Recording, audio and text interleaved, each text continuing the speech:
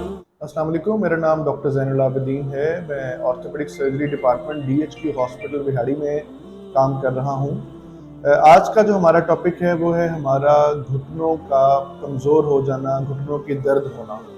अब ये दर्द ज़्यादातर अलामात हमें हमारे बुज़ुर्गों में नज़र आ रही होती है। उसकी क्या वजह है?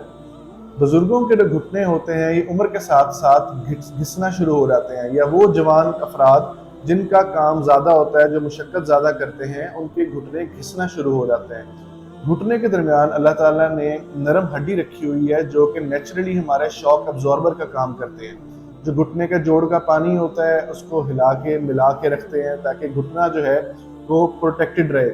लेकिन उम्र के साथ साथ जब ये घिसना शुरू हो जाती है नरम हड्डी और जोड़ का पानी कम होने लग जाता है तो घुटने के अंदर दर्द शुरू हो जाती है, क्योंकि घुटने की जो सख्त हड्डी, ऊपर वाली हड्डी और नीचे वाली हड्डी जब आपस में टकराती है तो वो दर्द का सबब बनती है।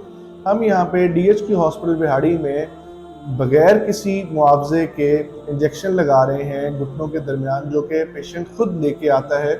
और उन इंजेक्शंस के अंदर हमारे पास लोकल एनेस्थेटिक और साथ साथ स्टेरॉइडल इंजेक्शंस होते हैं जो कि वहाँ की सोजिश जो है वो कम करते हैं और हड्डी का घिसना जो है वो कम करते हैं, और घुटने का पानी जो है वो भी पूरा करते हैं, जिससे घुटना रवा हो जाता है और उसकी दर्द के अंदर जो है वो कमी आती है। जब उसकी सोजिश कम हो जाती है, जब हड्डी घिसना कम हो जाती है तो पेशेंट बहुत बेटर फील करता है।